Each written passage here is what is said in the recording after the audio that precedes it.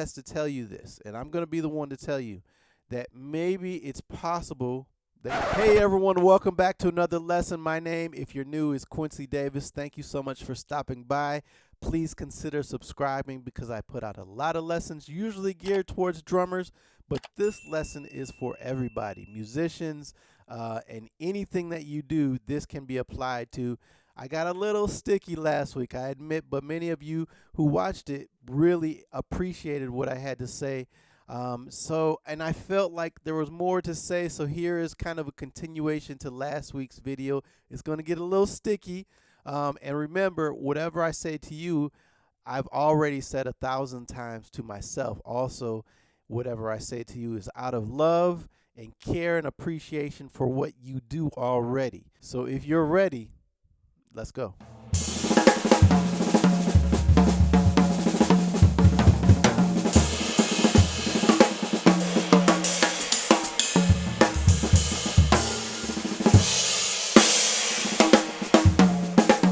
So I get a lot of messages from musicians and drummers from all over the world, frustrated that they're not doing better, right? They're not getting the gigs, they're not getting the tours, they're not playing with certain people, or maybe they're trying to increase their followers or subscribers online and the numbers are just not coming in, which I understand your frustration, I really do. But someone has to tell you this, and I'm going to be the one to tell you that maybe it's possible that you're just not ready. Maybe you're just not good enough yet.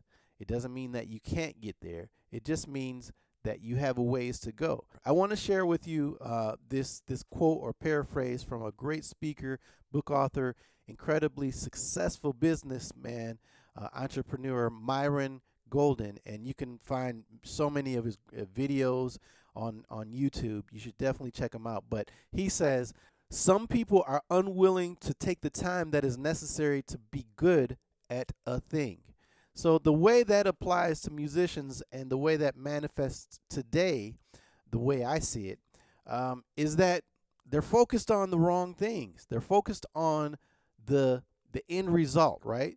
The payoff, so to speak. And that is not the nature. That is not the right mindset that you should have as an artist. Right? In the end, yes, you want to make money. You have to make money ultimately in order to pay your bills. But and this is the rub. As an artist, we have to focus on the craft. We have to put more attention on the craft than the payoff. And in today's society, I feel like it is reversed. And even for some of the older musicians that are not necessarily online and looking for followers necessarily, they might find frustration because they've been doing this thing for so long and they're still not getting the gigs, they're not getting the local calls, or they're not doing the tours that they want. And so I'm going to get to that, but I think the biggest thing to say is you got to be really careful of putting out mediocrity, right? If you're not at a certain level of professionalism, of quality, of competency, you got to be very careful of what you put out, what you're advertising, what you're promoting to people. If you want to promote kind of mediocrity, then you're going to perpetuate that by putting more things out there that are sort of mediocre at best, right? But if you want people to really think of you as a top level musician, then you got to put stuff out there that is of high quality. And to get to that level, you got to take your time. There's no rush. You got to pay your dues, learn as much as possible, practice, focus on the right things. At the end of all my videos, I always say practice hard, but practice smart. And I really mean that because a lot of musicians don't actually do that. They're practicing all the wrong things, and they're getting good at being mediocre. And you don't want to do that. So figure out what is the top level, what are some of your peers, people you look up to, what are they doing, and what's the level that they're doing it at. That's what we should all be aspiring to. And when you're kind of expecting a quick payout, then you're in it for the wrong reasons, and it's going to affect how you go about practicing and working on your craft. Something my parents used to always tell me, you can't draw water from an empty well. You got to put it in order for it to come out. In order to have something to share that people actually want to pay attention to, you got to put stuff in, right? And I find that especially for the younger musicians, but this applies to everybody, all ages. If you feel like you're not getting the respect that you are owed, which, mind you, nobody owes you anything, especially for music. Many people don't even really care about music. So if you really want people to pay attention to what you do, you want people to hire you, you want people to listen to you, you want people to buy, you want people to subscribe, you have to be doing something that they feel that they can benefit from, right? Not what you can benefit from. Even if you feel good doing it, if they don't feel good listening to it or watching it, then they're not going to check you out. They're not going to want to listen to you. The only reason why I have a successful YouTube channel and a pretty decent following online, yeah, it could be better, but the only reason is because many of you who watch this feel like I have something that will benefit you.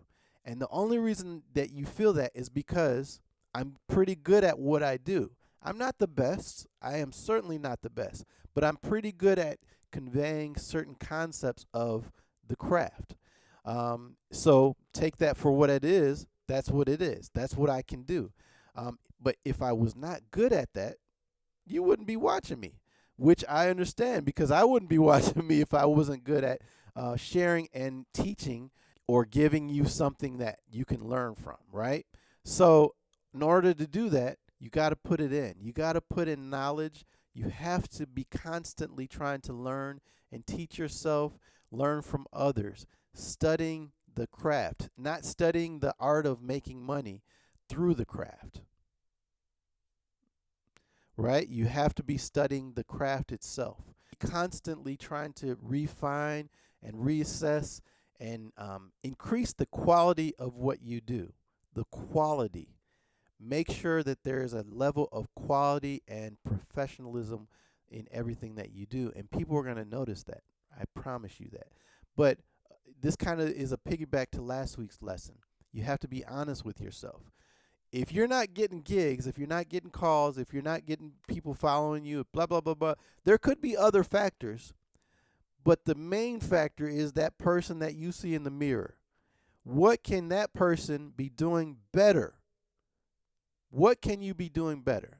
And these are questions that I ask myself constantly, right? I'm never going to blame someone else for not hiring me, because I just feel like, well, if I was at a certain level, if I was playing better, or if I did this better, or blah, blah, blah, then maybe they'd consider hiring me. So therefore, that motivates my practicing, and that informs my practicing.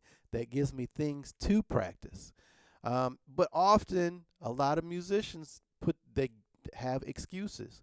Well, this and that and this and that. I'm putting in the time. I can play. I can do this. I can do that. It's not about what you can do. It's about what you can't do, that you're not really being honest about.